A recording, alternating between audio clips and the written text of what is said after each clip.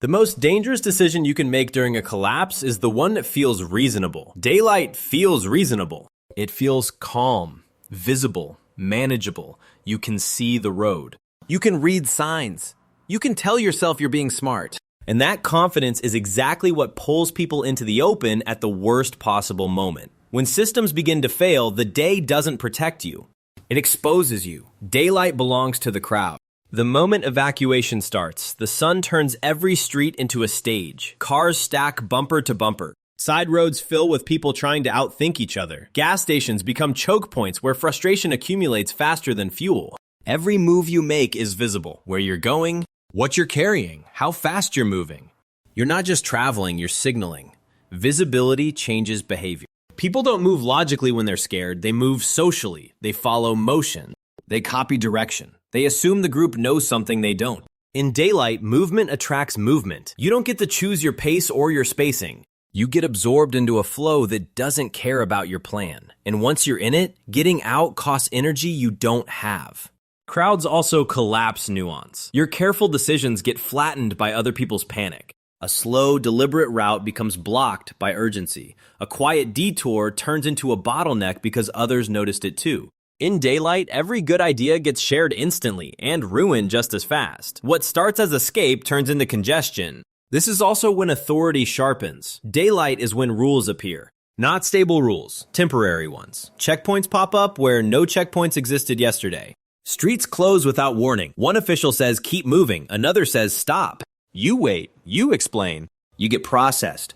Your timeline is no longer yours. In daylight, movement requires permission, and permission is inconsistent. The real danger here isn't violence yet. It's exposure, being seen too often, being remembered, being identified as someone who has supplies, direction, or intent. Daylight creates witnesses, and witnesses create stories. Stories travel. And once you're part of someone else's story, you've lost control of your anonymity. People tell themselves they'll move just a little farther, just until it feels safer. But daylight rarely gives you that window.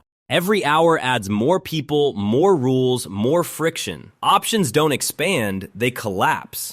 The longer you stay visible, the fewer clean exits remain. This is the mistake most people make.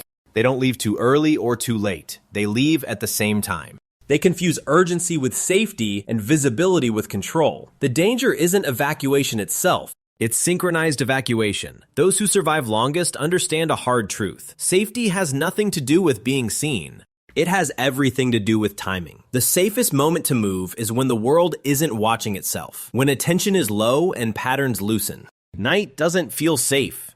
That's why it works. Drop your city in the comments. I want to see where the survivors are watching from, and hit subscribe while you're here. When night falls during a collapse, the world doesn't become more dangerous. It becomes smaller. Streets that felt endless during the day compress into short corridors of shadow. Open spaces lose their dominance. Landmarks fade. For most people, this loss of visual certainty triggers fear, but for those who understand survival dynamics, it creates relief. A smaller world is easier to manage. Darkness removes excess information, and excess information is what drives panic. During the day, your brain is assaulted by movement, faces, vehicles, noise, and decisions that demand immediate reaction. Every stimulus competes for urgency. At night, much of that disappears. The environment simplifies. Fewer people move. Fewer choices present themselves. The mind slows down not because the situation is safer, but because it's quieter. This reduction in input changes how humans behave. Panic thrives in crowds and daylight. At night, people hesitate. They conserve energy. They retreat into familiar spaces and wait for clarity that never fully comes.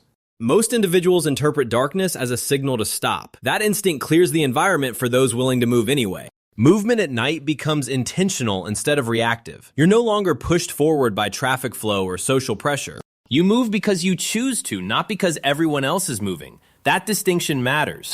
Decisions made under pressure are sloppy. Decisions made in quiet tend to be precise. Darkness also disrupts pattern formation. During the day, repeated exposure creates memory. Someone notices you pass once, then again. They begin to associate direction, timing, purpose. At night, repetition breaks down. You pass once, briefly, or not at all. Faces blur. Details vanish. You become harder to recall, harder to describe, harder to track. Threat behavior shifts as well. Opportunistic danger relies on visibility and confidence. People who intend harm prefer witnesses nearby, not to stop them, but to legitimize their presence. Darkness removes that social camouflage. With fewer eyes and fewer predictable movements, opportunistic threats hesitate. They can't assess you quickly. They can't tell what you have or where you're going. Uncertainty works both ways, and often favors the prepared. Authority changes too. At night, enforcement thins. Resources are limited. Attention narrows to containment rather than control. Instead of actively stopping movement, systems focus on preventing escalation. That creates gaps. Not everywhere. Not always. But enough to move through quietly if you're not drawing attention. Night travel isn't about speed. It's about discretion. You move slower. You listen more. You choose routes based on sound, shadow, and cover rather than efficiency. This frustrates people conditioned to optimize for time. But survival isn't a race. It's a filtration process. Those who rush expose themselves. Those who accept discomfort gain invisibility. Darkness also resets social hierarchy. During the day, size, numbers, and authority dominate. At night, those advantages weaken. Confidence gives way to caution. Loudness becomes liability. Preparedness shifts from display to discipline. The field levels, not because everyone is equal, but because fewer advantages matter. By morning, the world expands again. Crowds return. Rules reassert themselves. Movement becomes visible and competitive, but the window has already closed. Those who needed to reposition, relocate, or slip through pressure points have done so while the world was quiet. Night doesn't make movement safe. It makes survival possible for those willing to operate without being seen. Moving at night isn't about courage. Courage makes noise. Night movement is about discipline, and discipline is quiet. People who fail after dark usually fail before they take the first step, because they treat night like a dim version of day. It isn't. Night rewrites the rules. Vision drops in priority. Sound rises. Speed stops mattering. Timing becomes everything. Patience is the currency of night. You don't advance continuously. You advance in intervals. You stop more than you move. You listen longer than you walk. You let the environment settle before passing through it because movement stirs the world and the world needs time to go still again. In darkness, stillness is information. It tells you what belongs and what doesn't. Sound behaves differently at night, and this is where discipline replaces instinct. Footsteps carry farther. Metal rings longer. Fabric whispers. Silence itself can be loud if it arrives suddenly. A dropped object doesn't just make noise. It announces presence, direction, and urgency. Night movement teaches you to treat every sound as a broadcast and every pause as a shield. Mistakes compound faster after dark. A rushed step twists an ankle. A poor handhold scrapes skin and leaves blood. A wrong turn costs time you can't replace. This is why night movement isn't for panic exits. Panic compresses decision-making. It pushes speed where precision is required. Night rewards those who decided earlier, prepared mentally, and waited deliberately for the right window. Routes matter more than distance once the sun goes down. Open areas aren't dangerous because something might be there. They're dangerous because nothing is there to break outline or absorb sound. You favor edges, shadows, elevation changes, and irregular terrain. You move where sightlines are broken and attention naturally drifts away. The best routes are the ones others wouldn't bother to scan. Light discipline becomes survival discipline. Any unnecessary illumination is a flare. Phone screens glow like beacons. Reflective surfaces betray motion. The goal isn't to see everything, it's to see enough. You accept partial information in exchange for remaining unseen. This trait is uncomfortable for people conditioned to clarity, but comfort is not the objective. Night also demands a different relationship with fear. Fear isn't eliminated, it's managed. You learn to differentiate between imagined threat and real signal. Breathing slows. Movement becomes economical. You don't challenge the dark, you work with it. The discipline to pause when adrenaline urges motion is what prevents catastrophic errors. This is where night saves lives. While others wait for daylight to feel safe, conditions deteriorate. Supplies thin, tension rises. Control tightens. Morning doesn't bring order, it brings competition. Daylight amplifies noise and pressure. Night, used correctly, lets you pass through the narrowest part of the funnel before it closes. Those who move at night wake up ahead of the curve, not farther on a map, but farther in the cycle. They already crossed the most dangerous phase while others slept through it. They aren't racing anymore. They're positioned. Night movement isn't escape. It's repositioning. And in collapse, positioning decides everything. By the second night of a large-scale disruption, the environment hasn't changed much, but the population has. Roads are still there. Buildings still stand. What's different is who is willing and able to move. The first night removes uncertainty. The second night removes people. Fatigue settles in. Fear consolidates. Most movement stops not because it's impossible, but because it no longer feels worth the effort. This is when the noise thins. Not sound, presence. During the day, everyone competes for space. At night, only a fraction remain active. The impulsive are drained. The cautious are hiding. What's left is a narrow band of individuals with clear intent.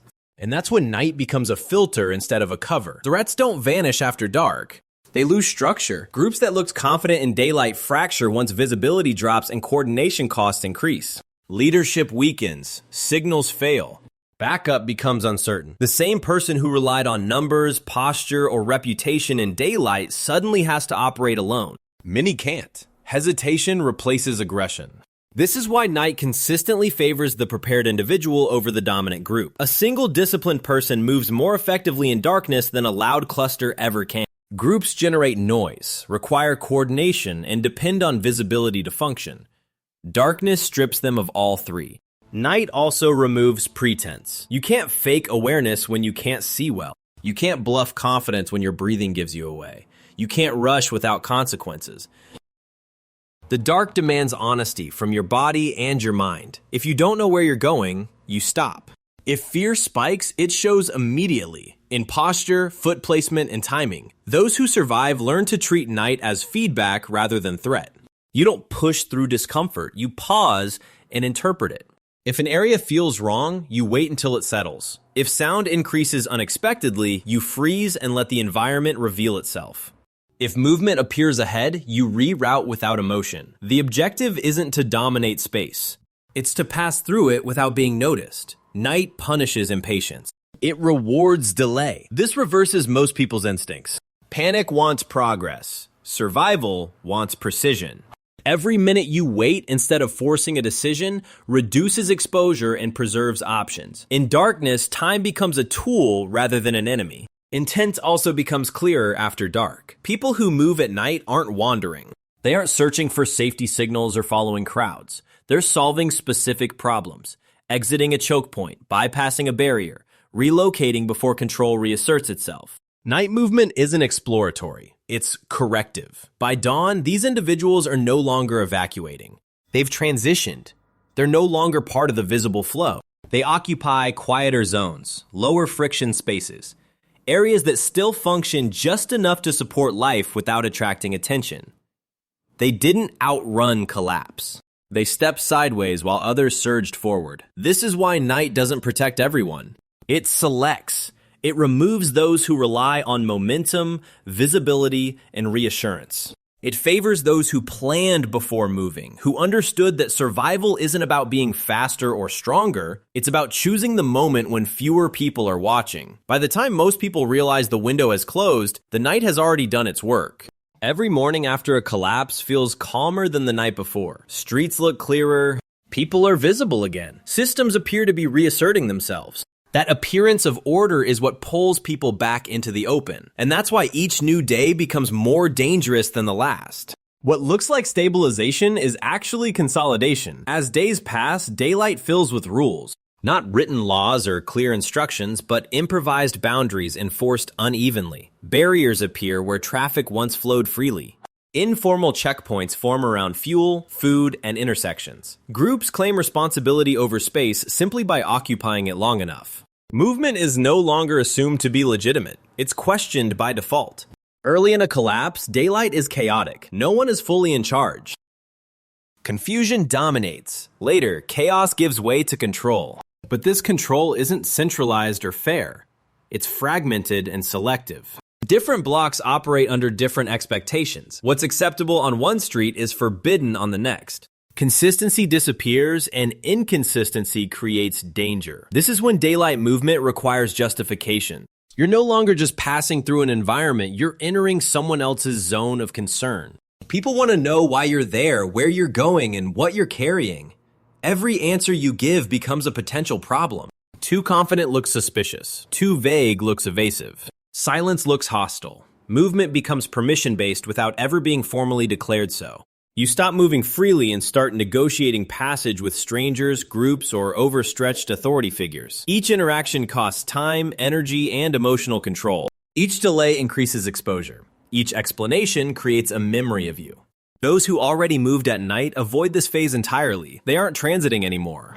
They're stationary by choice. They rest, observe, and adapt while the environment tightens around everyone else. They conserve energy while others burn it, navigating rules that change hourly. Daylight also sharpens desperation.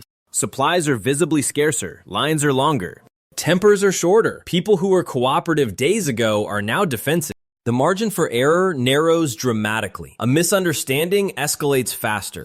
A delay turns into an argument becomes a confrontation because everyone feels watched and judged. This is the escalation window night movement avoids. Darkness doesn't eliminate risk, but it removes you from the most volatile time frame, crowded daylight under collapsing authority. At night, control relaxes out of necessity. During the day, it tightens out of fear. Survivors understand that danger doesn't increase steadily. It spikes. It flares at predictable moments. One of those moments is late-stage daylight movement, when order is being reasserted without coordination. That's when people get trapped, redirected, or forced into bad decisions. This is why the safest time to move is often before it feels urgent. Urgency attracts attention. Urgency creates pressure. Urgency pushes people into daylight flows they can't control. Night allows movement without announcing intent. It lets you reposition quietly before permission becomes mandatory. Daylight promises clarity. What it delivers is scrutiny. And by the time most people realize that, their options have already narrowed.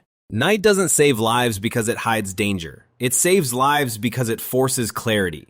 In darkness, you can't rely on momentum, habit, or other people's decisions. Every action requires intent. Every step has a cost you feel immediately. That friction is not a disadvantage. It's a filter. It removes impulsive movement and replaces it with deliberate choice. When you move at night, reaction stops being your default mode. There is no crowd to follow, no visual reassurance that you're doing the right thing. You operate instead of react. You plan pauses. You choose when not to move.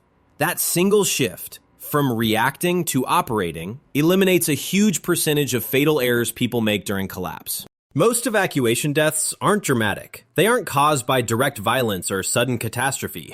They come from exhaustion that leads to mistakes, exposure that compounds slowly, poor decisions made under pressure, and bad timing that puts people in the wrong place at the wrong moment. Night movement, when done correctly, reduces all four. Not by magic, but by structure. At night, routes shorten because congestion disappears. You don't detour endlessly around traffic. You don't wait in lines. You don't get pulled into bottlenecks you didn't anticipate.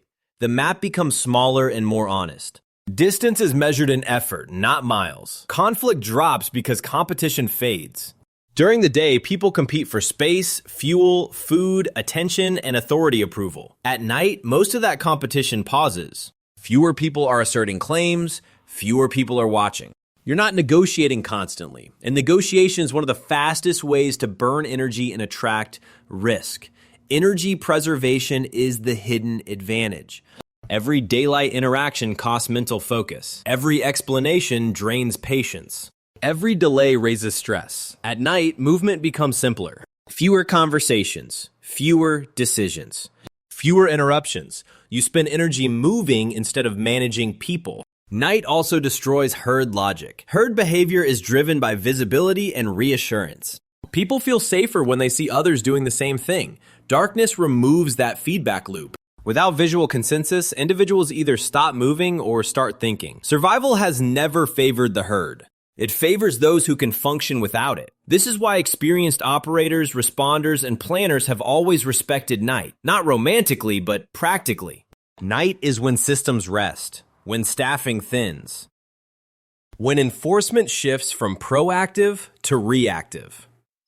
When gaps appear. Those gaps aren't everywhere and they aren't permanent, but they exist long enough to matter. By the time most people realize evacuation is no longer working, the daylight window has already closed. Roads are observed, routes are restricted. Spaces are claimed. Options collapse into corridors controlled by someone else. Movement becomes permission-based, and permission is never guaranteed.